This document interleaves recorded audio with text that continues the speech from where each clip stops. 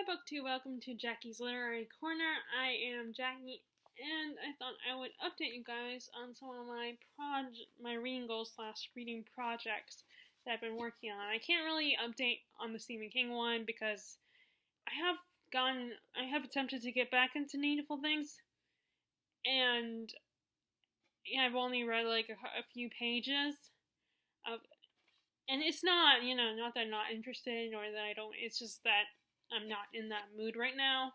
I'm very much focused on classics, which is what I'm going to update you guys on today. So, I'm going to give you basically so far since 2017, because I have not read I did not read any classics in 2016.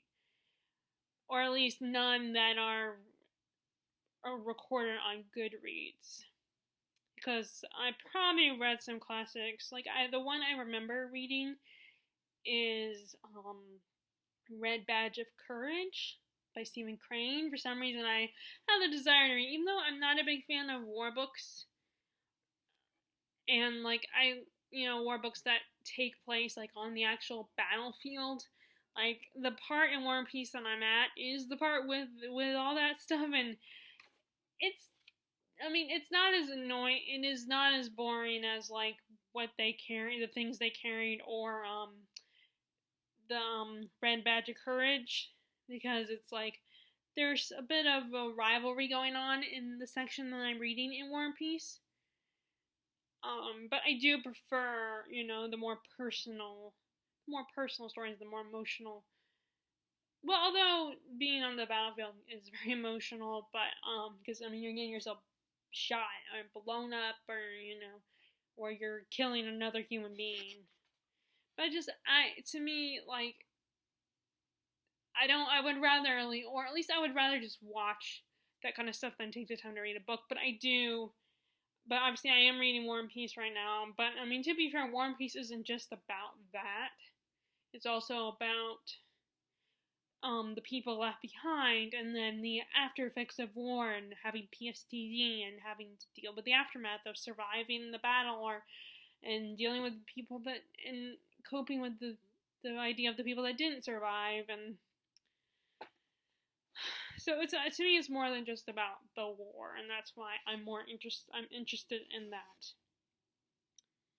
But other than I probably read other classics in 2016. I just don't remember them because, like I said, I don't have them recorded on Goodreads, and at the time I wasn't doing anything like making charts or writing them down and stuff like that on what I was reading. But I have 2016 in this notebook here. I love this thing because it has little doggies on it, and I am a dog person. Although I'm not, I'm not against the idea of having a pet cat. If I ever move out or when I'm living on my own, I'm not, I might get a cat. Because cats are I think cats are a little bit easier to take care of than dogs. A dog, you gotta walk them, and a dog, you have to make sure it goes outside to the bathroom, and they can be very noisy with all the barking and stuff. But I love dogs. At the same time, it's just they are a lot to take care of. Okay, so as of 2017, the classics I read so far, if you can see. Okay. So I put these in order of how I have them on the Goodreads, Goodreads challenge. So I think it's because Murder on the Orient Express, the newest adaptations starring Kenneth Branagh, not just starring but directed by Kenneth Branagh. That one came out in 2017, so that was the year I started reading more Agatha Christie. Well, not more than I started reading her at all, because I never read Agatha Christie. I was familiar with her. I was familiar with the name, and there's a Doctor Who episode that where the Doctor and his current companion meet Agatha Christie, kind of get involved in a bit of a sci-fi mystery. So I read four Agatha Christie. I have on here 10 classics. Although now there are some on each of the challenges that I was debating if they would be considered a classic or not, and then there are some of them that would probably be considered a classic now, or could be considered a classic, like Harry Potter, for instance. I feel like that could be considered a classic. So there might be some that I read that I don't know if they would be considered classics or not. But the four Agatha Christie books are Murder on the Orient Express, and I got these from the library because I feel like with a mystery, unless you are really in love with the story, in love with and in love with the author's work, I feel like once you read it, there's no point in keeping it because you know what's going to happen. Unless, like I said, if you really love the work and the author and you don't mind reading it, then keep them. But now other genres, it's a little different for me. Like other genres, I will read more than once. That's why I keep a lot of books that I've already read. So Murder on the Orient Express was actually the first one I read. By Agatha Christie. Originally I was actually looking for it, and then there were none the first time I started looking for her books at the library, but they didn't have it at the time. And I actually ended up buying that one at the roast office, but then once I read it, like I said, I got rid of it. But I shouldn't say it like that. I should say I redonated it to the roast office bookstore. So the first one, like I said, the first one I read was Murder on the Orient Express, which I saw it with my mom. Because I don't know, I just felt like that was something that she and I could see together and enjoy it. And that was, and in case you don't know, like if you're not a fan of Agatha Christie, she has, I think, 3 series that involve different detectives, and Murder on the Orient Express is one of the cases with Hercule Poirot. Sorry, I can't pronounce his name, but he's a Belgian detective. He kind of reminds me of Sherlock, the Belgian version of Sherlock Holmes. And he ends up getting invited to ride on the Orient Express, which is a famous train, and I believe it really did exist. And there's a passenger on there that gets murdered. But he's someone who everyone hates him. No one likes him. So everyone's a suspect. And the other problem is that they're stuck in the snow. So no one can leave or go anywhere else. So Poirot has to interview everybody on the train to find who killed this guy. So, and the fact that nobody likes him could mean anybody could be guilty. I think that makes it very interesting that that's the case. That any one of them could have done it. And then the next one, the movie's pretty good. At least I think the newest movie's pretty good. And it's, like I said, it's Kenneth Branagh, Michelle Pfeiffer, Johnny Depp. And by the way, he's the guy that gets murdered, by the way. Josh Gad is in it. I can't think of who else off the top of my head. But, like I said, I think it's a pretty good movie. I have not seen, I believe, Robert Redford was, or maybe I'm thinking about a different one, but I know the movie was made before. And there are also a lot of, I may be thinking Robert Redford because of The Great Gatsby, which has nothing to do with Agatha Christie, but it was the same time period. But I know that there's other versions. There was another movie that was made years ago in like the 70s or something. And there's been like a lot of adaptations actually of her work. And then, let's see. Next, and then there's the one I read after that was Murder at the Vicarage, which I think that's a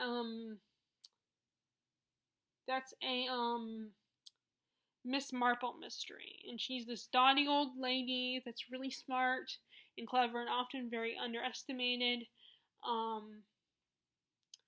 And this happens in, of course, the little English town that she lives in, and going by the vicarage, it's a church. It has to do with the church and the vicar's murder at the church or something.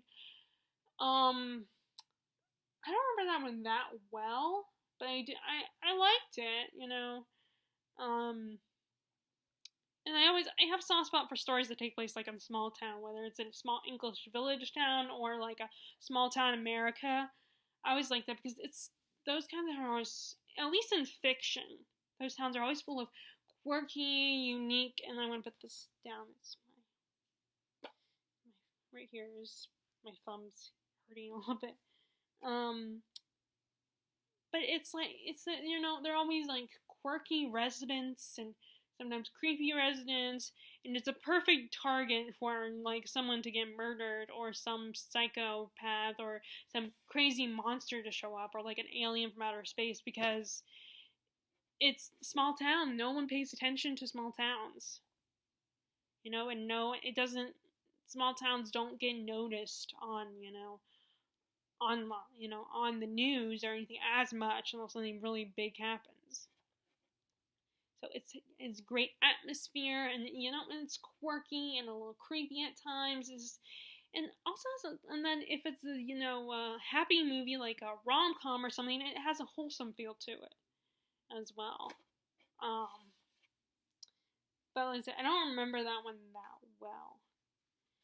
And then the other one, this next one by Agatha Christie that I read was, I believe, a standalone, and I don't think it was originally published under her name, but it's called The Spider's Web.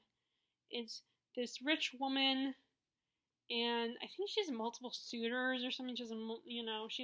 She's big on like having fun and playing games and stuff, but she gets in way over her head or something. That kind of story. I don't remember it that well. And like I said, I read these like 3 years ago, so it's kind of hard to recall exactly. Like the Murder on the Orient Express, I mean, that one's stayed with me because I've seen the movie and I really liked it, and it's probably so far one of my favorites. Next to the other most popular one, which is And Then There Were None. And then the next I read. And then the last Agatha Christie I read was, I guess, towards the end of the year, which is Postern of Fate, and that one is a Tommy and Tuppence. I think those are their names. They're an old married. I want to say that they're a married couple. And that one was kind of more of a at-home mystery. Like something was discovered in their house or something while the wife is doing spring cleaning or something along those lines. It was okay. Not my favorite, but it was cute. And maybe one day I'll read some other Agatha Christie books, but I don't know if I will or not. I have to be in the right mood to read hers. Okay, so on to all the other ones. So, the first, since I read Pride and Prejudice years and years ago, I hadn't read any Jane Austen, but I had been meaning to because I wanted to give her a shot. Unfortunately, as you can see up here, right here, that's where all my Jane Austen novels, and that's hard to travel with, and it's not very portable, as Jennifer Brooks says, and her, was saying to me when she responded to my comment, so like, I've been meaning to get, so I thought about getting other editions, or maybe when we can start going to the library, I might borrow one of the Agatha Christie books. Not Jane Austen books there, because I believe there are plenty of Jane Austen. I think all of her novels are at the library, I think. So when we can start going to the library again, I might check out her books. Start like maybe reread Persuasion, and maybe borrow Pride and Prejudice as well, or maybe reborrow my sister's edition. I feel like I need to reread Pride and Prejudice and Sense and Sensibility. I feel like I need to reread both of those. But Sense and Sensibility was the one I read in 2017, and I guess it was the first book I finished. That one, it's not my favorite Austen, but it was good. And like I said, I feel like I need to reread it. That one, what I like about that one is it's the central characters are the two sisters. And I'm always looking for stories about siblings, especially because I am a sister myself. So it means a lot to me when a story focuses on siblings, on sibling relationships.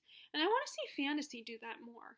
Because fantasy, like, I feel like it focuses more on the romantic relationships, which I love. I mean, I will defend YA when people are like, YA always has a romance in it. It's like, I like it personally.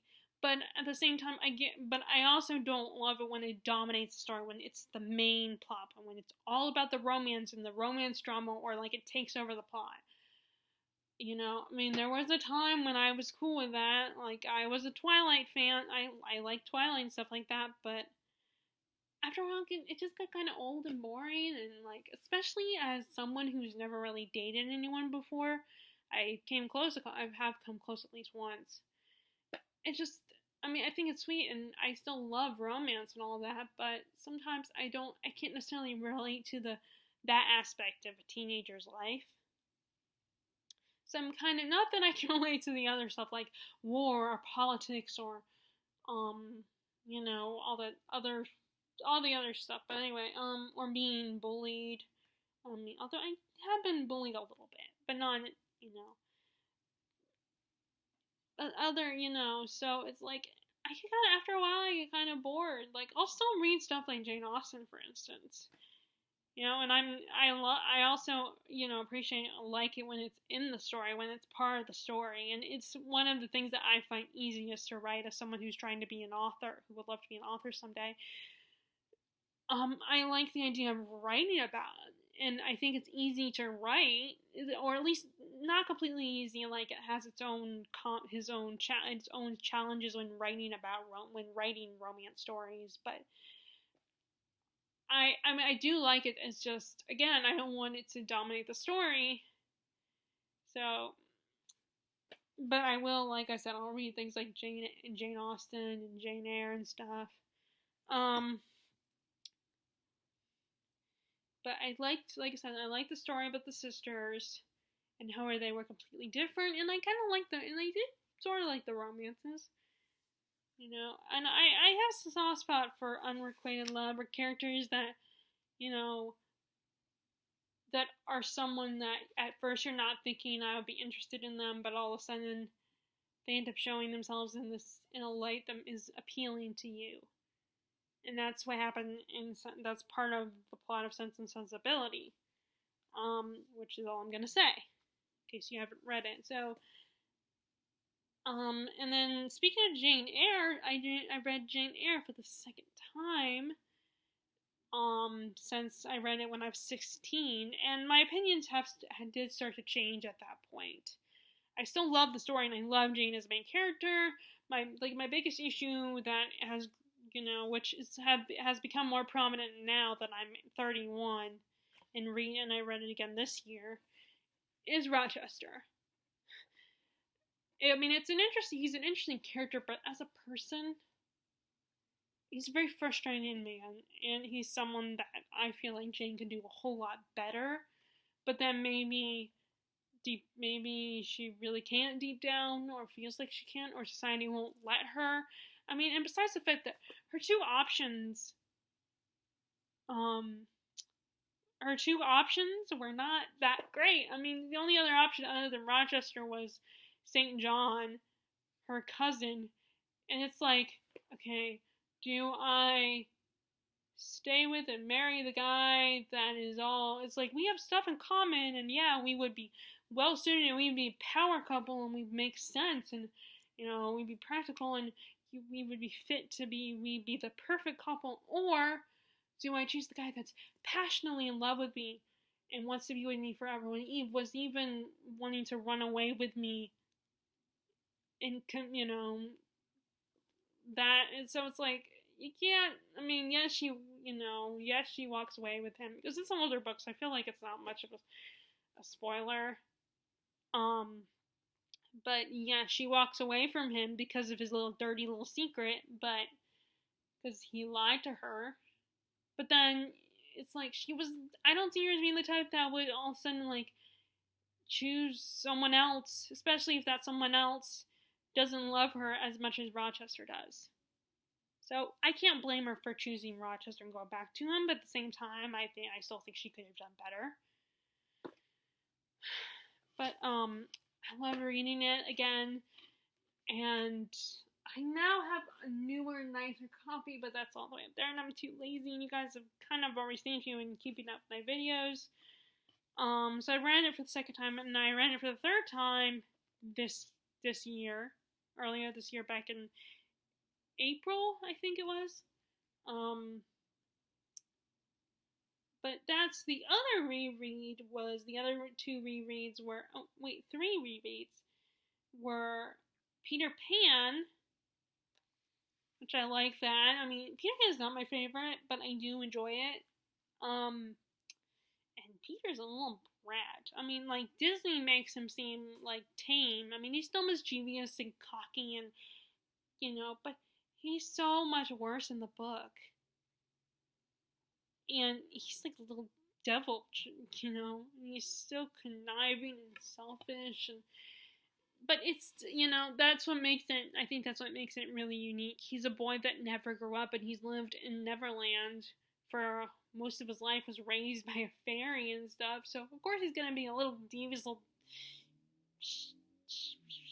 little demon child.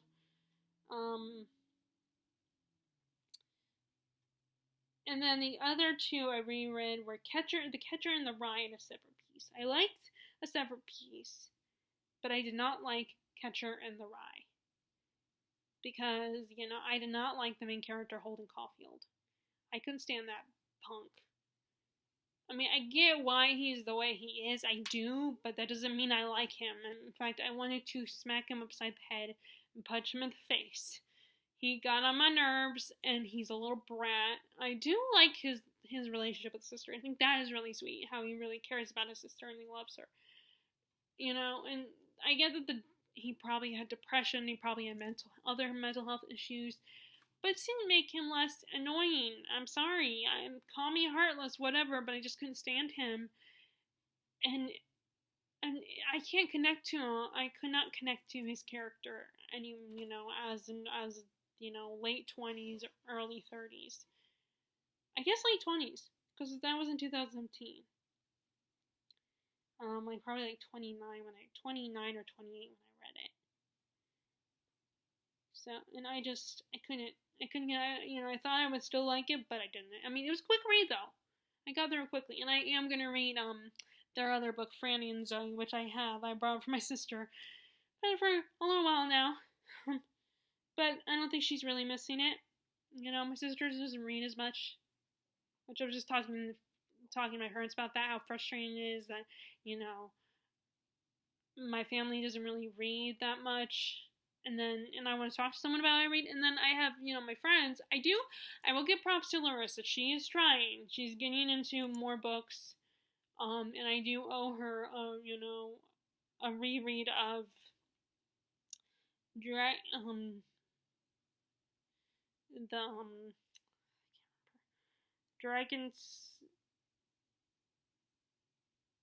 not Dragon, I can't remember, the second book is called Dragon Scales. I don't remember what the first one is called. I wish I had kept it, but although she wouldn't have read it if I had kept it, because I gave my copy to her at the first book. I do, because I know how it feels to get frustrated, because when you want to you just read a book, you want to talk to someone about it, and no one else has read it that you're close to.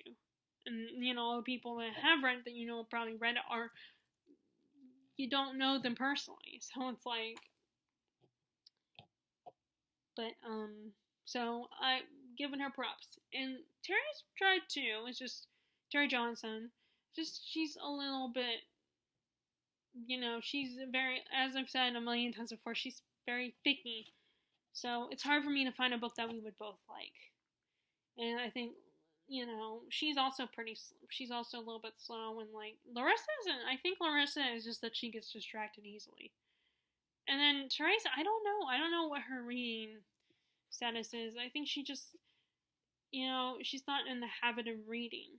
So it's just really frustrating, because I want to read, have someone to talk to about these books. But I would like to, so I think I will probably listen to the audiobook of that first book that I cannot remember what it's called. I'll have to actually ask Earnest what the first book is called and see if it's on Audible on the Libby app.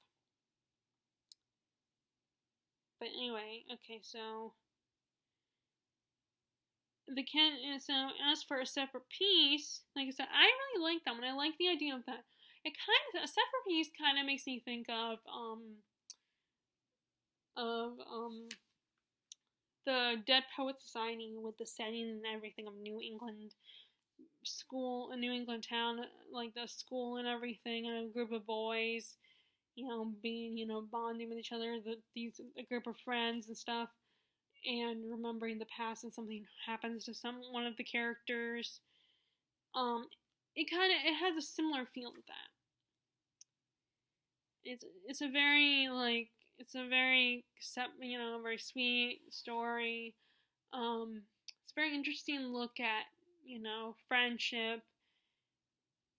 It's like, I feel like it's a cross between, it's like a cross between the Dead Poets Society and the book Vicious by V. Schwab with the plot, I feel like. That one was good. Okay, and then the other book that I read was The Bell Jar by Sylvia Plath.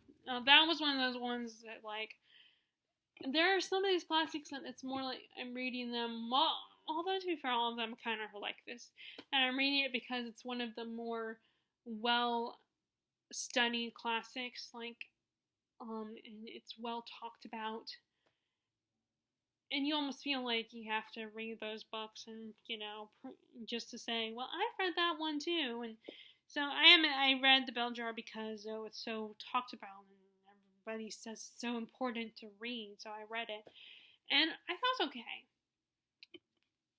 Unfortunately, I can't really reread it because I got rid of it. But although, if it's on Libby, I could listen to it again. I could listen to it on the Libby app. It's basically about a woman's slow descent into madness, like a woman going crazy. And it's about her being in the adult world for the first time, I think. And I think Gwyneth Paltrow was in the movie version, I want to say. I don't know why I'm thinking Gwyneth Paltrow. But you know who else could do a really good job at that? Is Rosamund Pike. I think she would do a great job as the main character in the Bell Jar.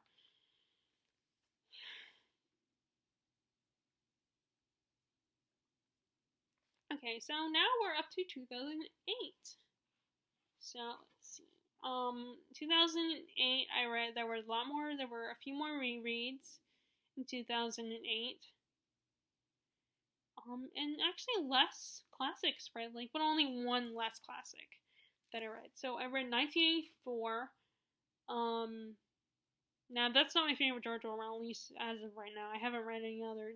There's only 2 George Orwells that I've read. Which is basically the first dystopian. It kind of reminded me of The Circle by David Eggers, where these people are living. Our main character's Winston, and he lived in a very controlled society where Big Brother's always watching you, and he starts to kind of question the way society is run, and he forms this relationship with this woman he can't stand, this woman that he hates, like a sexual relationship with her. It's like hate sex, and it's rebellious sex kind of situation, and they end up having this affair and stuff. So it's really interesting and really interesting commentary. It's not my favorite, but I think it's worth checking out. It's not that long, And then the other George Orwell, the one I didn't, that's my favorite, is Animal Farm. And I really like the edition that I have, which is it looks like a kid's picture book. And it's not that long. It's even shorter than 1984. It's basically where the animals decide to rebel against their farmer and take over. and they are ruled by the pigs, and it's all animals are equal until only some animals are equal kind of mentality. It's all about communism and the rise and fall of Stalin and all that, and it's very interesting. It's a very interesting, and it's been made into a film before, an animated film. It's just a really interesting look, an interesting way to talk about that kind of stuff. They're like animals, so it looks like something kids could watch, but I don't know if they could. It's pretty bloody and gruesome, and very intellectual. Like, it's kind of creepy towards the end.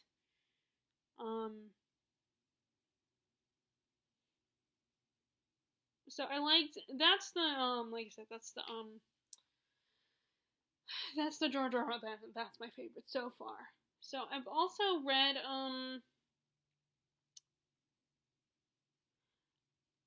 so I've also that was also the year I started my English lit class. The British lit class. That so and that was we read so a few of the 3 of these are from that. So Beowulf I read, and I don't have a copy of that. I borrowed it because I didn't know if I was gonna like it or not, and I do like it. I found it very interesting, and I did really like it, and I would like to try to read more epic poetry. And Beowulf is about, in case you don't know, Beowulf is about this famous this dude Beowulf, and he's like a monster slayer, so he's like Buffy of this time period, and he is summoned because this kingdom is plagued by a lot of monsters, and he slays. There's 3 monsters he slays. There's I can't remember what all the monsters were, but the second monster is the mother of the first monster that they face. And I don't remember what the third one is. Or the first one. I know that the first one had a name, like a name or something. But was really interesting. I wasn't like, the characters were kind of boring at times, but the story was interesting. And then Sir Gawain and the Green Knight was the other one we read for that class.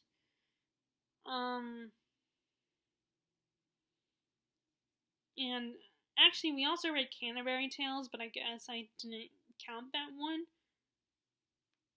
I think, or maybe I did. Maybe I just forgot to write it down. But Sir Gawain and the Green Knight. That was, I like that story too.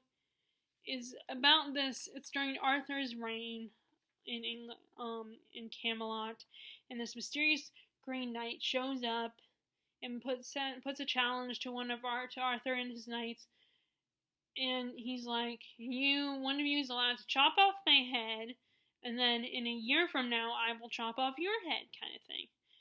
And so Sir Gawain, which I think in the series Merlin, the BBC series Merlin, he is the brother of Guinevere. I don't know if that's really the case in the original story, but Gawain decides I'll do it. I'll be the one who slays this creepy dude, and he succeeds in chopping off the Green Knight's head, but the Green Knight is still talking. And it's all about Gawain's journey a year from now to his journey in a year to slay the Green Knight. It's really creepy. It's a very interesting story.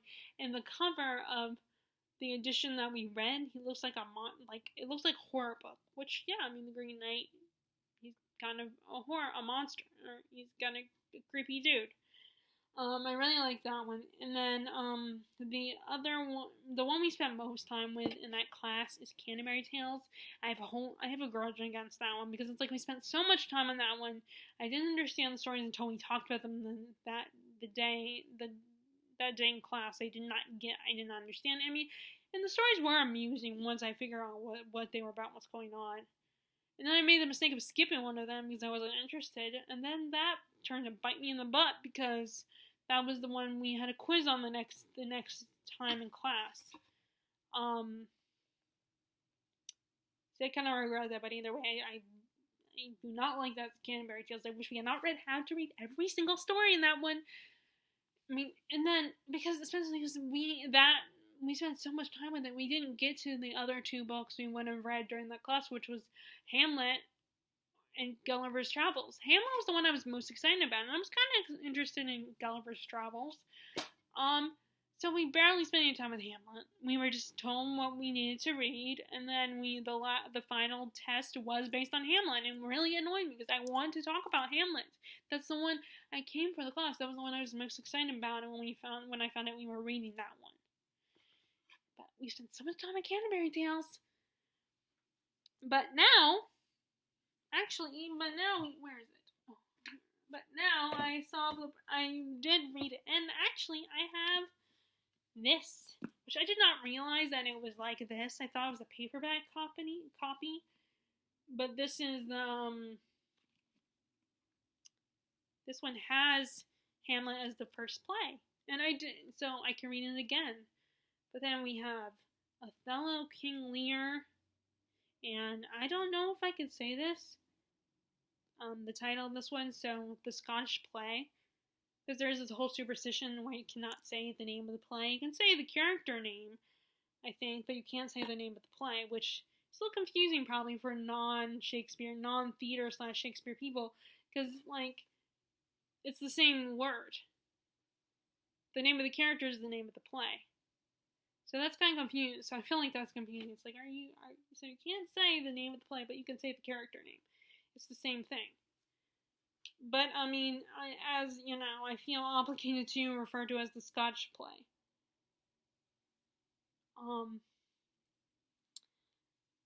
But, yeah, now I have this in links. I didn't realize it would be, this is what a library binding was. So, like, it's technically a hardback.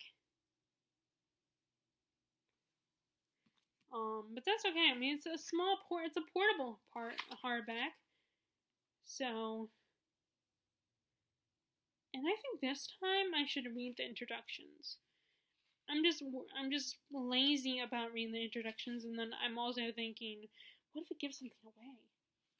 But now I've read Hamlet, so it's like, that's, it doesn't matter. But maybe referring to the Scottish play is not, like, it's not as, like, as long, maybe, I don't know if you can say the name of the play when you're not in the theater, in a theater. Because, I mean, of course, in Hamilton, Hamilton, while writing a letter to Angelica, his sister-in-law, he makes a reference to it. And he refers to it as the Scottish play, but then they're in a musical anyway, so they can't say the name of the play. But I don't know, so I don't know if that applies to the whole, like, outside of, but I kind of like saying that. I don't know why. I kind of like, it's like, I know the whole superstition and everything. It makes me feel kind of special that I'm part of that. So I kind of like referring to it as the Scottish play. But anyway, I have this so I can reread Hamlet and I can read the other ones as well. And it'll be easier compared to that. Compared to that, which this I can't travel with. This I can't travel with.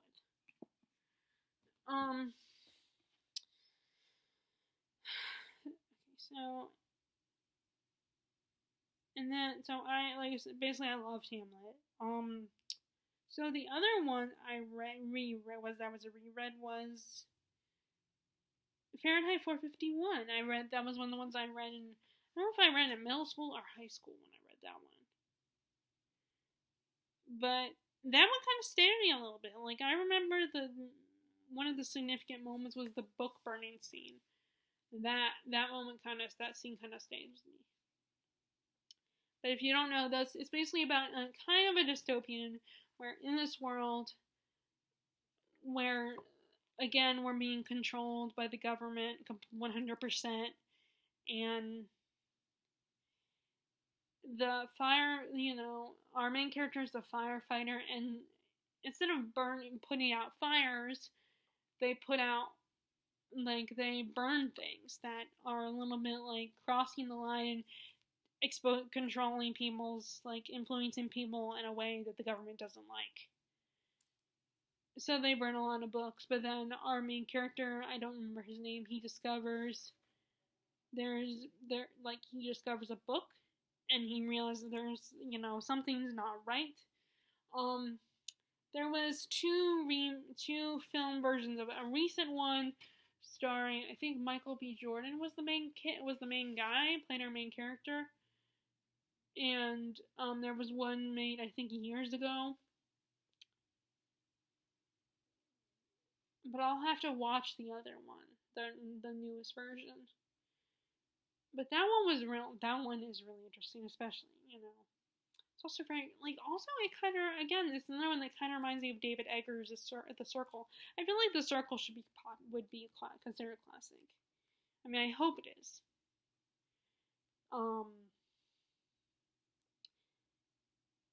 And then the last two, and then the other two are Farewell to Arms by Hemingway. Hemingway is someone that I decided to check out because, actually, it's kind of an interesting reason, because my aunt was saying how my dad kind of reminds her of Hemingway. Like, in his physical appearance and what his interests were, what Hemingway's interests were. So I decided to check out, and I decided to check out one of his longest novels, and that is Farewell to Arms, which is a World War I book. And I don't like his writing style, at least in this book. I mean, I'm up to trying another one when the library opens up again. I'm up to buying borrowing from the library one of Hemingway's other books. Like maybe The Old Man by the Sea or something. But, and I'm not a big fan of I was not the biggest fan of the writing style. That very staccato sentence structure, if that makes any sense. And a very abrupt, very short sentences. I'm not a big fan of that. I like longer sentences. And the guy kind of annoyed me, and the girl was very submissive and obedient. She annoyed me too. I mean, my aunt made a good point, though, that, well, considering the time period when this book was written, it's of course she's going to be like that. But I don't know, it still kind of bugged me. And like I said, he was kind of a jerk too. And then, but like I said, I'm up to reading some of his other books. So when the library opens up again, I'm gonna see about checking out other books. Okay, and then the other one is North and South, which I had donated that one, although I kind of regret it. I wish I had kept it. But North and South is kind of like Pride and Prejudice during the Industrial Revolution, in the industrial era of England. You have, our main character is Margaret Hale. It's just her mom, and her dad. Her dad is a minister, or a priest, or I don't know what they're called. What his title would be. And he doesn't like how the direction the church is going. He's very questioning the church and everything. So he quits the church and uproots his family to the city of Milton, which is an industrial town where they meet the Thorntons, who help them get their home. And they own Mr. Thornton, John Thornton, owns one of the factories, and he's about and Margaret does not like Milton, although she does make friends with some of the residents, and she makes the best of the situation, unlike her mom, who I'm convinced has depression. I don't know though. I think she might have depression. And John Thornton is immediately taken with Margaret and falls in love with her. She does not like him at first. Like I said, it's a very Pride and Prejudice story. But it's also, like I said, about, the whole, when factories were, the relationship between mill owners and factory workers. And there's a can't think of the word. There's riots and protests going on.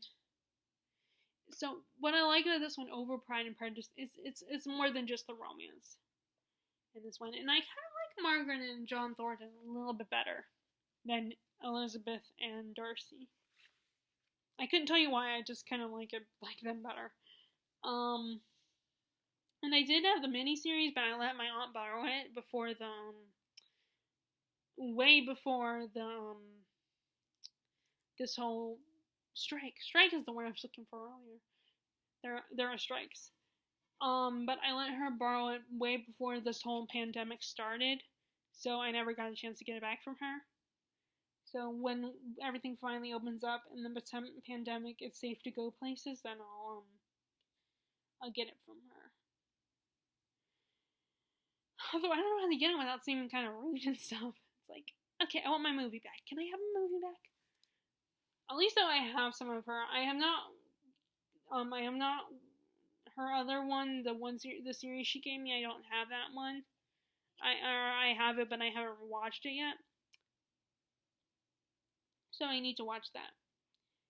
But I love North and South. It's such a great book. I prefer it over Pride and Prejudice. Okay, so last year I read, the Jane Austen I read was Persuasion. And of course I finished this before Terry. We tried to buddy read it, but I finished it before her. Not my favorite. It's basically this woman, and she was engaged to this guy who was I think he was a sailor at the time. And so her family sees him as, below her station, and she shouldn't marry him, so she's persuaded not to marry the guy. He disappears from her life forever, comes back, and he's now a Navy captain. And she starts to realize that she's still in love with the guy. So it's all about there's this tension between them, and, and does he still love her? Does she, could he forgive her? But it's really good.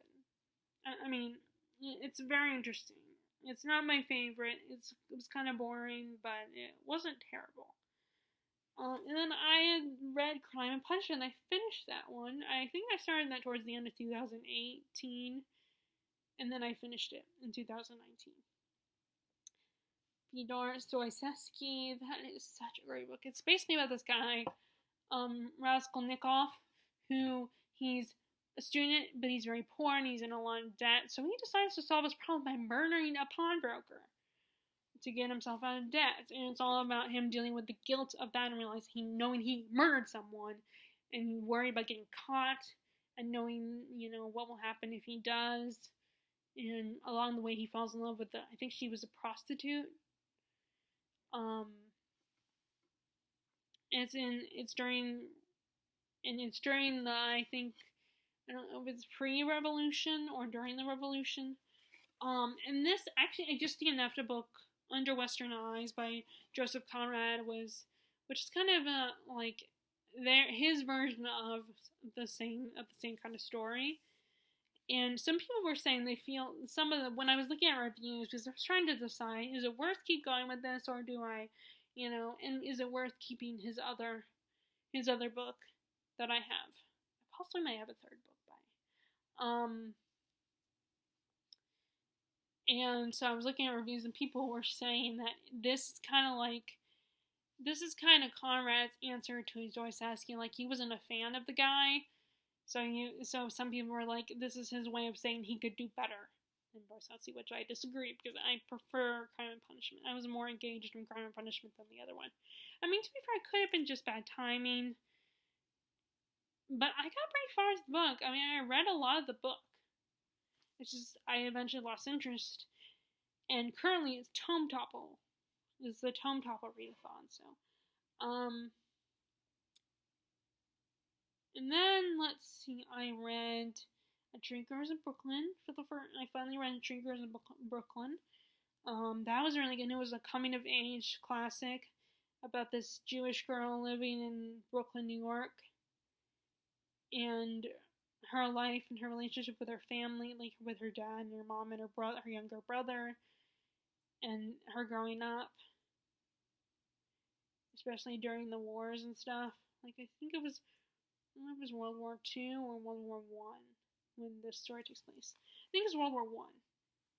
Yeah, I think so because I remember I like the idea that it was World War One because you see so many books about World War II, which again a lot of people died and it was horrible. But I want to read more books about World War One because we're so saturated with books about World War II. But that was really good. I also read I Captured the Castle. That was another pretty good one. That and was another one about sisters. It's about their lives living in this dilapidated castle, and the story is kind of similar to, I can't think of what it's called. I'm currently reading the book right now. I just haven't got back to it yet. But it's a Kate Warren book. I Captured the Castle is similar, very similar to it. With the sisters Blythe are the main characters, and their dad wrote this book called The Mud Man.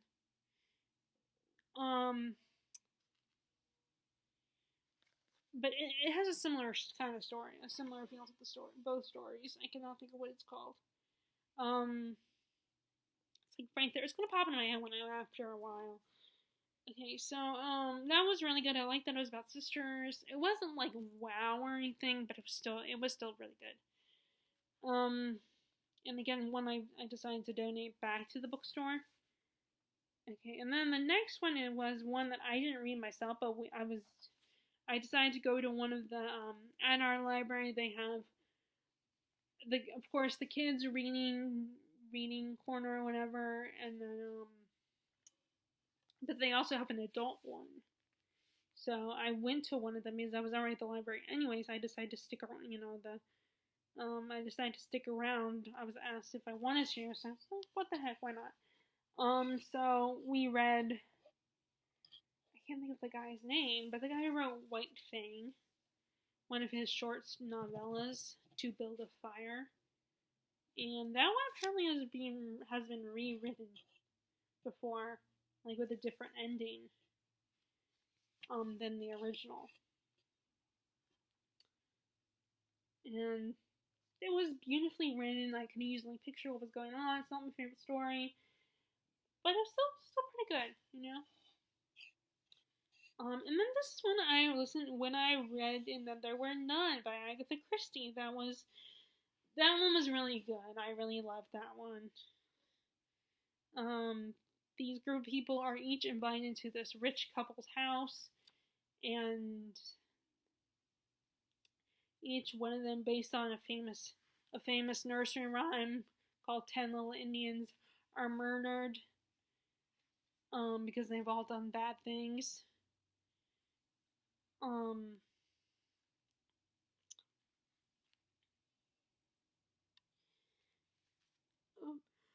then so that one I liked that one. And then this was the year I read my first play, and this is also the year I started reading I started reading more Dickens. So I read The Importance of Being Earnest by what is his name? I think his name. What's that guy's name again? I can't think. I'm tired right now, so I can't remember names. I had already read The Picture of Dorian Gray by this guy, Oscar Wilde. That's his name, Oscar Wilde. I had already years ago with Therese, we read The Picture of Dorian Gray. At the time, I wasn't a big fan of it. I thought it was okay, but I didn't love it. I did rebuy it recently.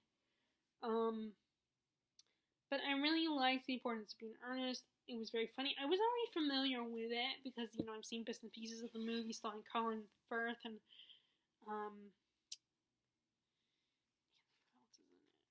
Rupert Everett, and what's her name? I can see their faces, but I can't remember them. I'm tired. I just got off work an hour ago. And I thought that was really funny and very entertaining. It's basically about these two guys. This guy is telling his friend that he pretends to be this guy named Earnest, because Earnest is such a cooler name, I guess. And so, and one of the women he's been flirting with is the cousin of his friend. And his friend decides to get him back by also pretending to be Earnest and flirting with the original guy's niece, who has just arrived. And then, of course, they both fall in love with these women, and hilarity ensues, and it gets to the point where they are tempted to reveal the truth, but they can't. It's really funny and very silly. And the other play I read by Oscar Wilde is A Woman of No Importance. This one's a little sadder. It's not as funny. I mean, it's still funny. It still has humor, but it's a little sad. It's a little bittersweet. Let's see if I can remember. So you have, I don't remember. I still that doesn't mean I didn't like it. It's just I'm kind of tired, so it's hard for me to think right now. And I probably should have waited, but I don't know when my next day off is. And I figure, why don't I go ahead and film now? Okay, so, I also read, this was the year I decided to read Gulliver's Travels. Finally read it. It was okay. It's kind of tedious at times. Interesting groups of people, though, that our main character comes across. So, this was the year I started really reading Dickens. I was unfamiliar with, A Christmas Carol, beyond, like, plays and other adaptations. And then a couple years ago, I finally had read the book from this, which I brought it, surprisingly, I brought it with me at that time. So, out of Dickens, I read Oliver Twist. I got that one from the library. I'm tempted to buy that one. But but then it's like, well, it wasn't my favorite. It's not my favorite Dickens so far. So, I don't know if I should really use it worth spending the money. Although, the edition that I would have loved to get is not that expensive. Not super expensive. This is in case you don't know, orphan boy Oliver. His mom dies, I think giving birth to him. He's raised in a factory. But he ends up running away. He meets a group of thieves and becomes part of their little crew. But then that kind of backfires on him, and he goes through a lot of crap. But Oliver is the character that kind of, like, I feel bad for him, but he's like a little perfect little angel, and it's really annoying. That's one of the things that's the problem with Dickens, is he writes a lot of angelic characters. And it's like, people aren't really like that. I mean, I don't care if they're a kid or not. Kids are not really like that. And then I also read Great Expectations, which was I like that one a little bit better, especially because the main character in that one, the main boy in that one, was not as perfect. He wasn't as angelic. In fact, he was annoying for different reasons, as in he was really dumb and made a lot of dumb decisions, but at least that's a very human thing to do. It's very normal. He's not perfect. This is also when I also read Notes from the Underground, which is, I think, also by Stoysesky. And that wasn't a writing style I thought I didn't like, but I think it depends on the story and the characters in that one. When it comes to that kind of writing style, which I cannot, like, that continuous, I cannot remember what it's called. I also read, that was also when I kind of discovered Edith Thornton. I had read her novella Ethan From, and again, this is another situation where it was like at that time I didn't like it, but now that I read it again, I come to appreciate it more. I love Edith Thornton's writing style. So I read Ethan From. Summer I read. And Madame de Tremaine's I read as well. Those were all great. Those were her novellas. And now this year I read one of her novels, which is Age of Innocence. And then I have a copy of House of Mirth. It was originally my sister's copy, which I'm just curious if she's gonna ever want those back. Because it's like they never read. They don't read that much. So it's like it's just kind of sitting there. So it's like, you want them, but then maybe she does want them back. Okay, so I don't know which one was my favorite. I kind of like Summer. Summer, I think, was my favorite. I also read Wuthering Heights, my second Bronte novel. And that one, don't think of that one as a romance, because it's not a romance. It's that, the quote-unquote romance is a very messed up, dysfunctional, tragic relationship that in reality should not exist. This couple should not be together, but, they love each other in their own way, and it's messed up. It's a toxic relationship, and should not be considered a romance. You should not read it for the romance. And then I read Sleepy Hollow. I bought a copy of Sleepy Hollow, which is really great. Although I definitely prefer Tim Burton and Johnny Depp movie over the book. The book was interesting, and I kind of knew that was not the most exciting book in the world. That was kind of boring compared to the movie adaptations. There was one made by Disney, and then there's the Tim Burton version. By Disney. I think the original movie was by Disney. But it was okay, but I definitely prefer those over the at least over the book. But the book was okay. The book was kind of interesting. And I feel like they could expand more on it. And I wish they had done more with the main character. They could have done some more with all the characters and made it really over the top, a better love triangle than it was. And I wish they had done more with our main character. But I really appreciate that the Tim Burton movie does do more with the characters. Katrina has more of a personality in this movie, and I would prefer the hot-headed Brom over Brom that's yeah, I'm cocky and stuff, and I got the girl and is so confident, but I don't really care at the same time.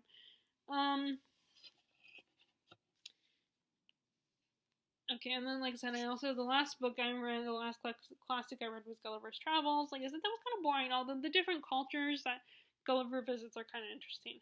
And it's one of those books that's like a social commentary on society at the time. Okay, so now we're up to date. Or almost up to date.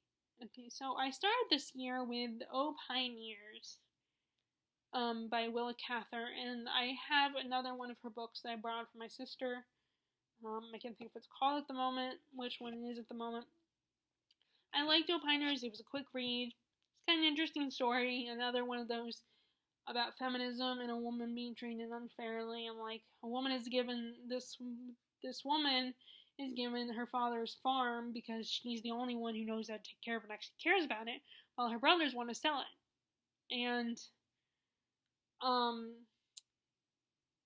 her younger brother is very loyal to her. So it's kind of creates a rift between the family members. And the younger brother, his life, both him and his sister's lives are put on hold because she wants to take care of the farm. So it's one of those stories. So it's good, and it's a beautiful description of the land that they live on. I read Jude the Obscure, but my first Thomas Hardy, Jude the Obscure, because I figured that was the most interesting because I loved the main character. And it was good. I did not. I mean, the one thing I didn't like about it was, which I knew that Thomas Hardy writes. His books are very tragic and not always happy, and but the unhappy aspect of it, there was one part of it that I just couldn't handle. I was like, no, I can't do this. It's just too much. So it's not my favorite Hardy. But I'm gonna read some of Hardy's other books. Like I bought Far from the Madding Crowd finally.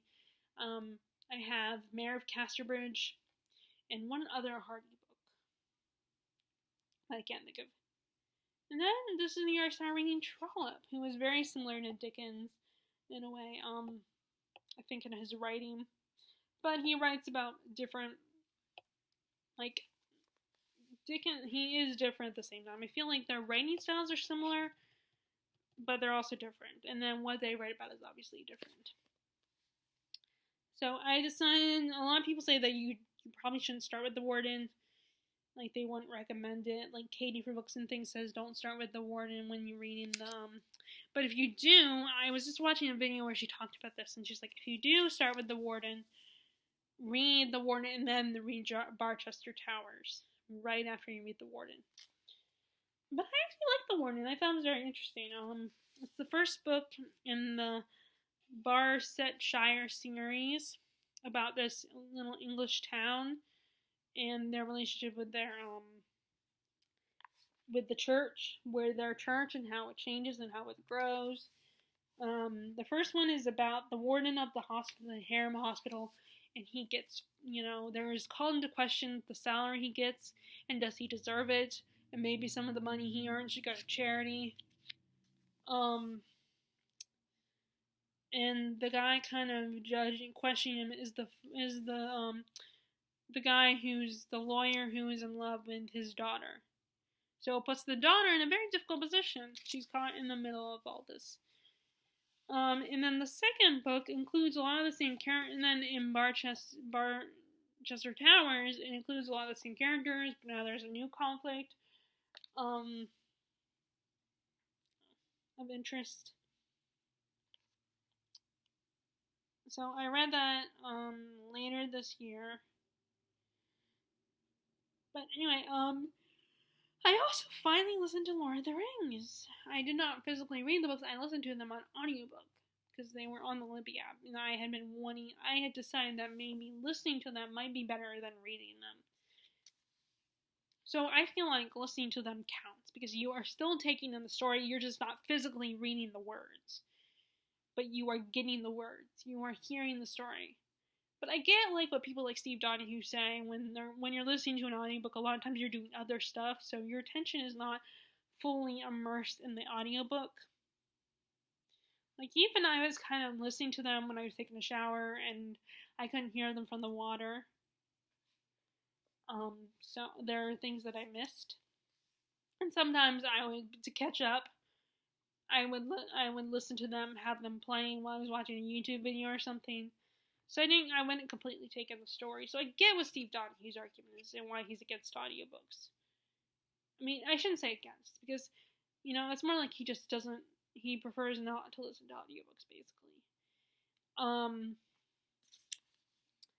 But I listened to all 3 books on audiobook. But to be fair, I've seen the movie, so I know the basic plot. I mean, there are things that are not included, like Tom Bombadil in the first book. When they meet, he's not in the movie because they couldn't include him in the movie. It'd be just too much. I hope I'm not getting like a cold or something, because I know I sound a little nasally. So that was 3 books: The Fellowship of the Ring, The Two Towers, and Return of the King. It was so weird because I've seen the movies and I've watched them so many times. It was so weird to hear someone else voicing those characters and not like Viggo Mortensen and Ian McKellen and Elijah Wood. And it was just weird hearing someone else's voice. I'm so used to the actors from the movie, that it was just, well, it was off-putting hearing someone else. I mean, some of the voices I liked, but some of them I didn't. Okay, so I finally read another, um,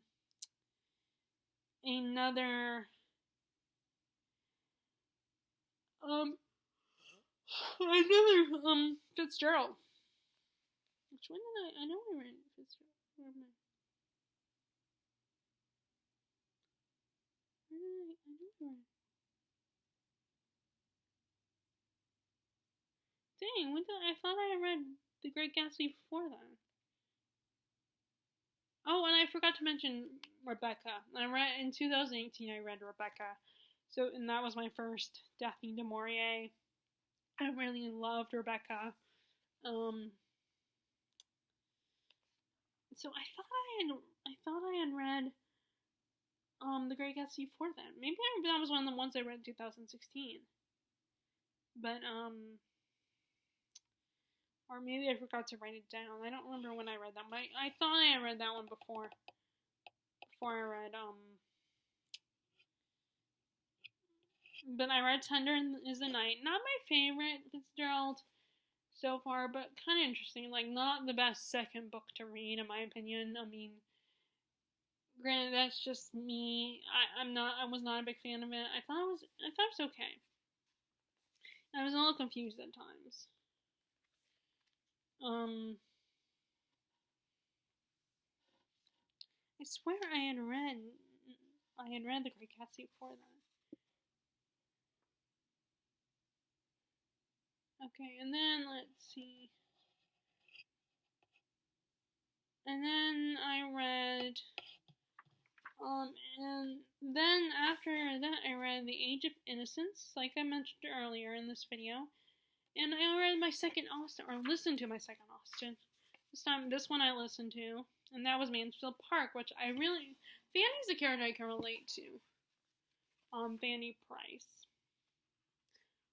I feel like that, you know what, I feel like that, there's that over 30 tag, that would probably be a good answer of who I was before, is Fanny Price or Mansfield Park. So I listened to that one. The audiobook was really good. It's basically about our main character, Fanny. Her mom married beneath her. She has a lot of kids, and she can't take care of Fanny, so Fanny's sent to live with her rich cousins, her mom's sister. And they all kind of take her for granted and advantage and don't treat her right, and boss around. She's treated like a servant, especially by Miss Norris, her mom's other sister. And her only friend is Edmund Bertram, and she ends up falling in love with him. But then these new neighbors, a brother and sister, move in next door, the Crawfords, and they kind of change everything, turn everything upside down. Especially it make things worse while the family patriarch is away on business.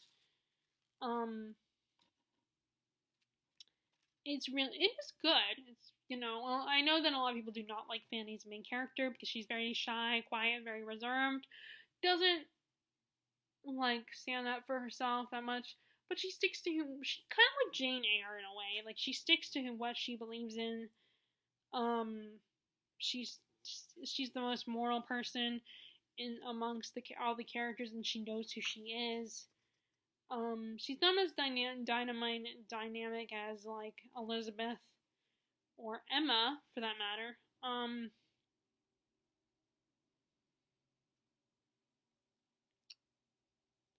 But it's still a pretty good book, a very interesting book. Although I do agree with Katie from Books and Things and her partner that it's an unsatisfactory. The romance is very unsatisfactory, and after hearing them talk about it, I kind of it made me think about if the book what if the novel had gone in a different direction with the love interest. I think that would be really interesting. And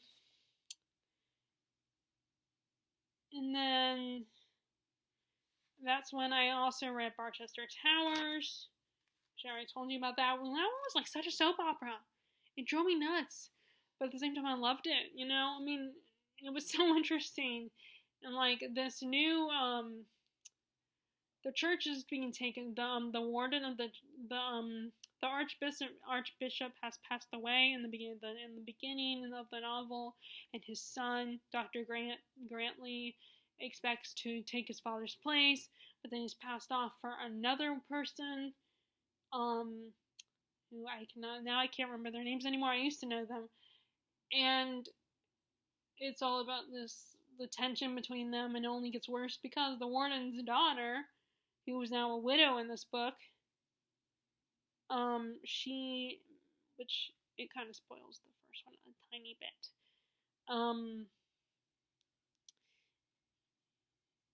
She ends up, they think she's having a relationship with the chaplain, Mr. Slope. And he's kind of part of enemy territory, and he's kind of a sleaze bag. I mean, he's slimy and just manipulative, and you can't trust him. But Eleanor does not like him at all. She feels bad for him, but she doesn't have any romantic attachments to him. So it's this whole mess between them. And poor Eleanor, she's like 3 suitors in this whole story, and she's kind of caught in the middle, being tossed around. And no one is listening to what she says. No one's taking her seriously. And no one considers what she wants.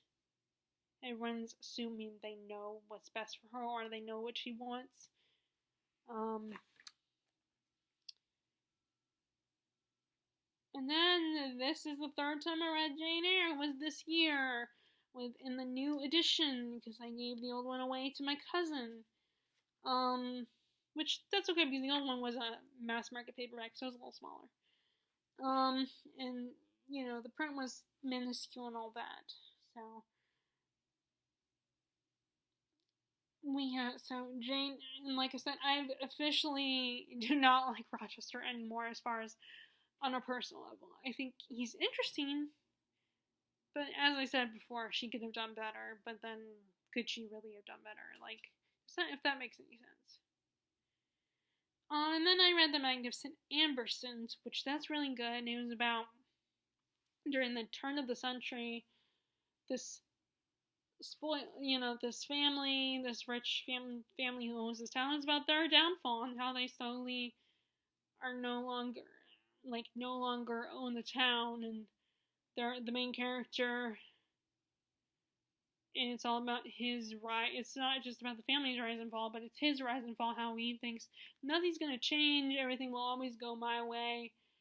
And it doesn't. Things just fall apart for him. And he has to learn to it humbles him. And he learns by the end of the story, he, realizes that he's an idiot and he needs to grow and change with his community. There's a little bit of romance in it.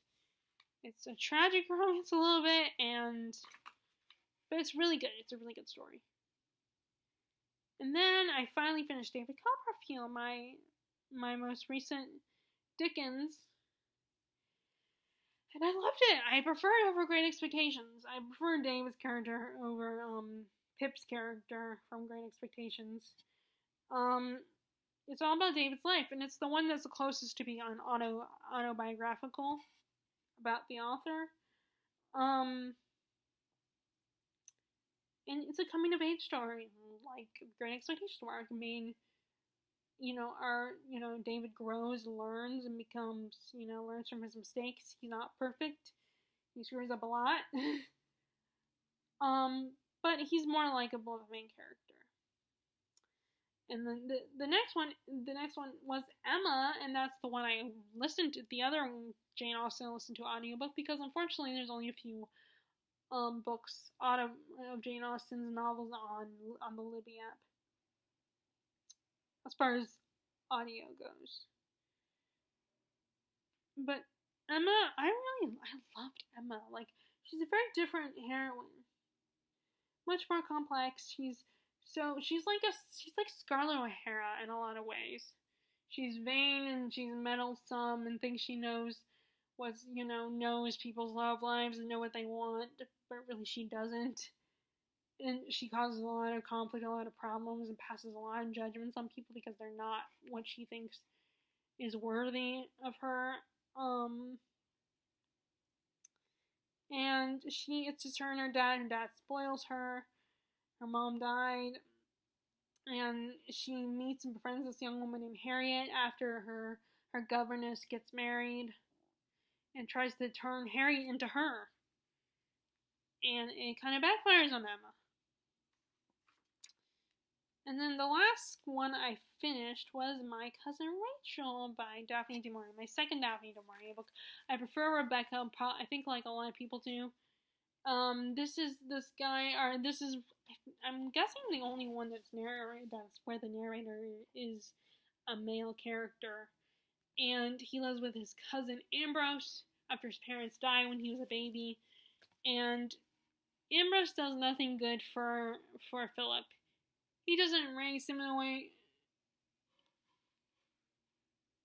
the best way possible, and kind of turns Philip into himself a little bit. And Ambrose goes on his yearly vacation to Italy, and he meets a woman named Rachel, who's a distant cousin, and falls in love with her, and marries her. But because of that, he doesn't. It's part of the reason he doesn't come home like he usually does by the end of the summer. And Philip is all set to hate her and he's jealous of her, but Ambrose mysteriously ends up dead.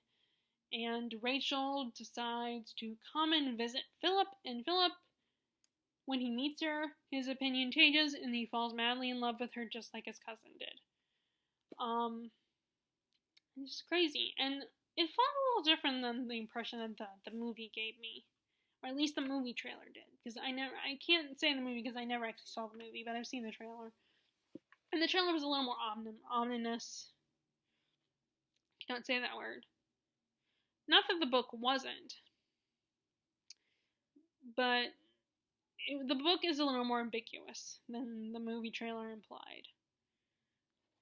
And of course, the reason why at the moment, My Cousin Rachel is the last one.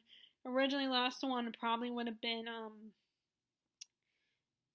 Under Western Eyes, but I was just not feeling Under Western Eyes. It was okay, not my favorite. And I just ended up doing nothing. I couldn't finish it. So that would have been my next classics that I finished, and I just couldn't do it. Like I said, I prefer Crime and Punishment. Which is funny because people were saying in reviews they feel like this was Joseph Conrad saying he could do better than Dostoevsky. And I personally feel like Dostoevsky still did better than him. At least to me, anyway. Maybe other people disagree with me. But it was just confusing too much.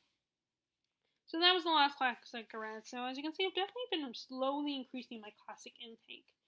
And I've definitely been getting more and more into Victorian classics thanks to Amy. I don't know why I said Amy. Katie from Books and Things. She has definitely increased, and Kate Howe also, and Jennifer Books too, have increased my interest in classics even more, and now thanks to Jennifer Books, I'm more interested in ancient classics. I want to see if I can do it. Like, my first step is to try Milton's Paradise Lost, which is a bit much. I just gotta get a good translation of that one. And about a few of them. And recently, like I said, I bought this, which is a bind-up of Shakespeare's plays of his four of his tragedies. Like I said, I don't know if I can refer to this Scottish play by name because of the superstition. But at least it's, it has that one in it, and then it has Hamlet, and Othello, and King Lear. So I want to read these. I keep thinking about wanting to bring this with me because we might be going to, as long as I can get off from work, we might be going to the beach. Because, like, at this point, it's like, we're being careful. And my sister, and, my mom has visited my nephews and niece to help my sister take care of them, because it's a lot for her. So my mom stayed there, and my mom wants my sister and mom want my dad and I to see them. So we are trying to stay healthy and make sure I wear a mask to work and I wear gloves. And I'm staying 6 feet away from people. So I'm trying to be careful so that I eventually go. But I haven't heard from work yet if they're going to give me the time off or not. I'm hoping they will, especially because it seems like they're working me all month.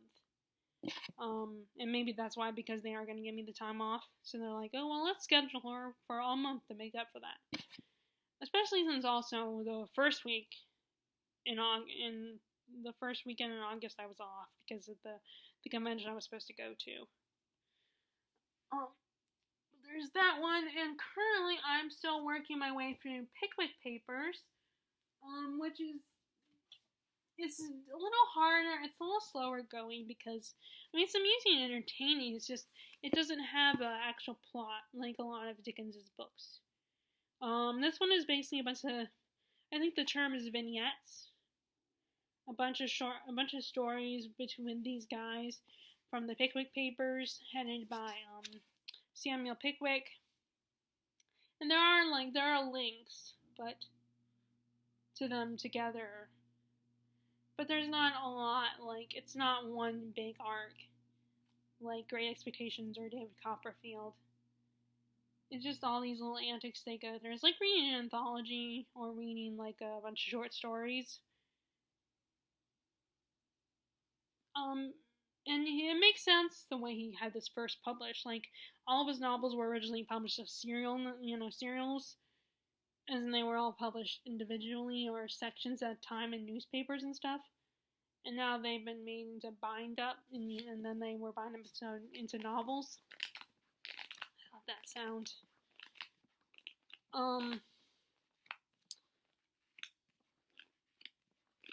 But I like it, and the stories it's entertaining and amusing. It's just not what I expected. And it's slow going because I'm distracted right now by other stuff. But I'm still trying to kind of decide which books to bring with me when we go to the beach. Because I'm not one of those people who reads the traditional beach reads. I'll read anything. But anyway, so that is how my classic project is going. I have not read any King lately. Like I said, I've dipped my toes a little bit into Needful Things. But it's just, I haven't really, I'm still kind of focused on the classics right now. I'm kind of in that mode right now. In fact, I'm even watching Anne with the E, which is based on Anne of Green Gables series. So I'm still kind of more in the classics mode right now, which is good because I still don't have Disney Plus yet. So I can't watch any Marvel or catch up on X-Men or anything, or Star Wars and all that. But of course, as soon as that happens, though, I hope that it doesn't take away my reading momentum again, which is what happened at the beginning of this summer, and then towards the end of July, and I've had periods where I've had a good reading momentum during the summer, and then all of a sudden, I get sidetracked by TV shows or movies, and I've been talking way too much. Sorry about that. So hopefully I won't lose momentum with that. Especially because with classics it can be a little, if you lose your momentum with a classic, and then it will start to, the classics will, I feel like they'll start to not be as appealing anymore because the writing is a little different. The writing style, and they're a little more wordy and slow, and that was the problem with Conrad. Part of the problem is he's very wordy. Okay, so that is what's going on with my classics. If you guys like this video, be sure to give it a thumbs up. Click subscribe if you haven't already. Stay healthy and safe. and do what you can to help with all this stuff that's going on in the world, all this horrible stuff that's going on in the world. And I will talk to you all later. All right, bye.